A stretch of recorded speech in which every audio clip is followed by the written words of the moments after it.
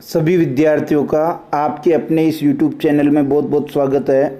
प्यारे बच्चों, कक्षा 12 हिंदी साहित्य या ऐच्छिक हिंदी जो है उसमें हम पाठ संख्या 3 अज्ञेय जी को हम पूरी तरह पढ़ चुके हैं। आज हम अज्ञेय जी के इस पाठ के पाठ्य पुस्तक के प्रश्न उत्तर भाग 2 लेकर के आए हैं। पाठ्य पुस्तक के प्रश्न उत्तर का भाग 1 हम पहले हल कर चुके हैं। ये जो आज भाग 2 है ये मैंने देखा एक बूंद इनकी जो दूसरी कविता संकलित है उसके ऊपर आधारित है और ये अंतरा भाग 2 पुस्तक का आपके पाठ संख्या 3 है। प्यारे बच्चों, वीडियो को शुरू से अंत तक अच्छी तरह सुनिए, समझने की कोशिश कीजिए और प्रश्नों को अपने होमवर्क की कॉपी में, गृह कार्य की पुस्तिका में ज़रूर कीजिए। और बहुत ही अच्छी तरीके से, सरल भाषा में, प्रभावी तरीके से मैंने ये उत्तर बनाने की कोशिश की है। निश्चित रूप से आपको फ़ायदा होगा। अगर वीडियो पसंद आता तो आप लाइक करें, शेयर करें और चैनल को यदि आपने सब्सक्राइब नहीं किया, नए जुड़े हैं तो आप सब्सक्राइब कर लें। देखते हैं पहला प्रश्न क्या कह रहा है। पहला प्रश्न कह रहा है कि सागर और बूंद से कवि का क्या आशय है। प्यारे बच्चों, अज्ञेय जी की जो दूसरी कविता संकलित थी मैंने देखा एक बूंद, इसमें सागर और बूंद 2 शब्द आए हैं। इनका क्या अर्थ है, क्या आशय है, क्या तात्पर्य है? तो कविता में विशाल सागर जो है ये परम ब्रह्म का प्रतीक है और बूंद जीवात्मा का प्रतीक है। ये प्यारे बच्चों बहुत ही इम्पोर्टेंट बात है कि बूंद जीवात्मा है और जो ये विशाल सागर है ये परम ब्रह्म है। कविता में समुद्र से अलग प्रतीत होती बूंद की क्षणभंगुरता का वर्णन किया है। प्यारे बच्चों, बूंद जो है क्षणभंगुर है, समुद्र शाश्वत है, लेकिन वो एक क्षण के लिए जब बूंद समुद्र से अलग होती है तो उस अस्त होते हुए सूर्य की आभा से आलोकित होते हुए अपनी उस एक क्षण को भी वो सार्थकता प्रदान करती है। कवि ने बूंद को क्षणभंगुर और समुद्र को शाश्वत कहा है। उसी प्रकार जीवात्मा नश्वर है किंतु ब्रह्म शाश्वत है। बूंद नश्वर यानी क्षणभंगुर है, लेकिन जब वह शाश्वत समुद्र में मिलती है तो वह बूंद नश्वरता के दाग से मुक्त हो जाती है। सागर से आशय समाज तथा बूंद से आशय एक मनुष्य भी लिया जा सकता है। इसका प्रतीक हम समाज और मनुष्य के साथ भी जोड़ सकते हैं। आत्मा और परमात्मा के साथ भी एक दार्शनिक तत्व यहाँ कवि ने जोड़ा है। ये वास्तव में एक संदेश देता हुआ भाव है कि आप जो इस मनुष्य जीवन को प्राप्त कर पाए हैं ये क्षणिक है, फिर भी आप जो है इसको आप सार्थकता प्रदान कीजिए। कुछ ऐसे कार्य कीजिए कि आप इस जीवन को सार्थक बना पाएँ। तो बूंद से आशय एक मनुष्य भी लिया जा सकता है। दूसरा प्रश्न देखिए, बहुत इंपॉर्टेंट प्रश्न है। रंग गई क्षण भर ढलते सूरज की आग से पंक्ति के आधार पर बूंद के क्षण भर रंगने की सार्थकता बताइए। प्यारे बच्चों, बूंद को हमने प्रतीक माना किसका? बूंद को हमने प्रतीक माना जीवात्मा का या व्यक्ति का भी मान सकते हो, और समुद्र को हमने प्रतीक माना समाज का या फिर आप परमात्मा का भी मान सकते हो। पानी की बूंद समुद्र से ऊपर छलांग मारती है, यानी जब समुद्र में लहरें चलती है तो उसमें से एक बूंद छिटक करके ऊपर उछल जाती है। वह क्षण भर के लिए समुद्र से अलग हो जाती है। उस समय उस पर अस्त होते हुए सूर्य की किरणें पड़ती है। वह अस्त होते हुए सूर्य की स्वर्णिम आभा से आलोकित हो जाती है। प्यारे बच्चों, जब सूरज अस्त होता है तो उसका रंग सोने के रंग का होता है, इसलिए उसको कहा कि वह स्वर्णिम आभा से आलोकित हो जाती है।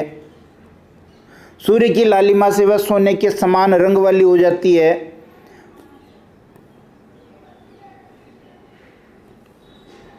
वह सोने के रंग से क्षण भर के लिए चमकती है, मगर उस थोड़े समय में वह अपना महत्व दर्शा जाती है, अर्थात अपनी सार्थकता बता जाती है। बूंद को पता है, बूंद को क्या पता है कि वो क्षणभंगुर है, फिर भी उस अस्त होते हुए सूर्य से आलोकित होना उसने अपने उस एक क्षण को भी सार्थक कर दिया, उसको महत्व दे दिया। वह उस एक क्षण में आनंद पा लेती है। मनुष्य को भी अपने जीवन को उस बूंद की तरह सार्थक बनाना चाहिए। भाई, मनुष्य का जीवन भी क्या है? क्षणभंगुर ही तो है। उस क्षणभंगुर जो जीवन है मनुष्य का, उसमें मनुष्य को कुछ ऐसे काम करने चाहिए कि वो सार्थक हो जाए।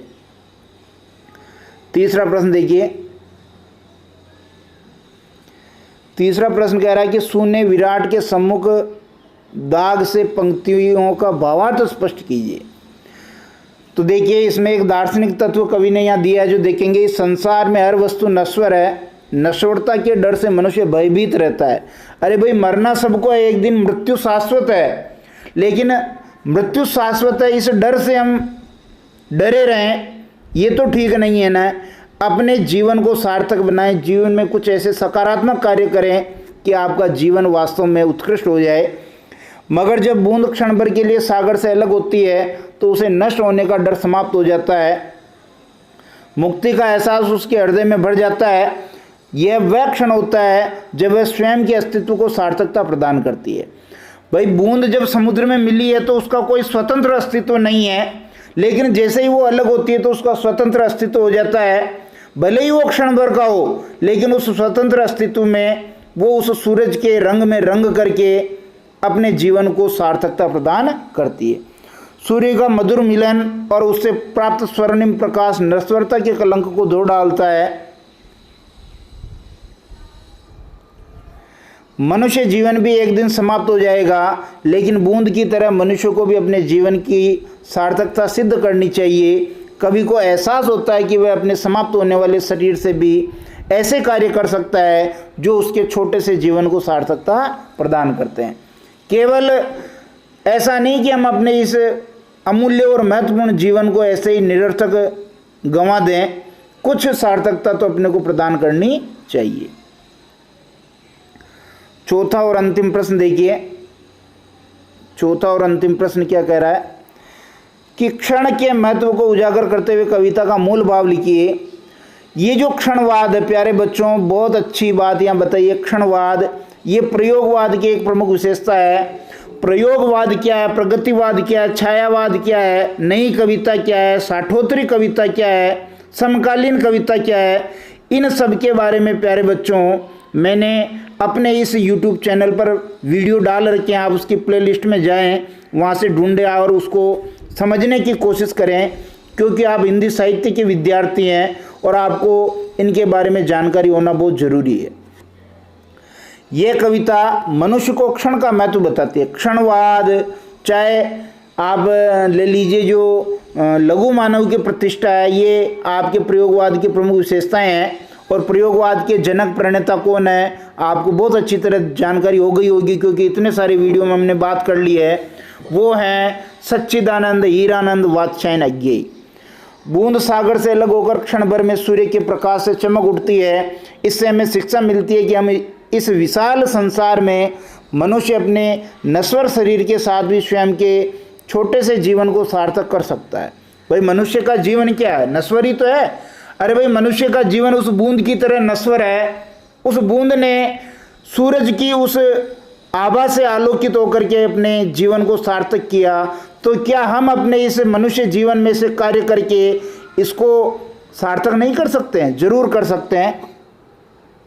ये क्षण ही तो है जो उसे स्वयं को सार्थक करने के लिए अवसर प्रदान करता है, और हमें उस अवसर को जो है भुनाना चाहिए। प्यारे बच्चों, ये चैनल आपका अपना साहित्य संगम भाई BL तेली चैनल है, इसको आप सब्सक्राइब करें यदि नहीं किया है तो। और हिंदी विषय से कोई भी समस्या हो, आपको कोई भी दिक्कत हो, तो आप ज़रूर मेरे इस मोबाइल नंबर पर व्हाट्सएप मैसेज छोड़ सकते हैं। मैं उसको यथासंभव हल करने का पूरा प्रयास करूँगा। आपको ये वीडियो यदि पसंद आता है तो इसको आप लाइक और शेयर करें, अपने साथियों मित्रों तक इसको ज़रूर पहुँचाएँ। बहुत बहुत धन्यवाद।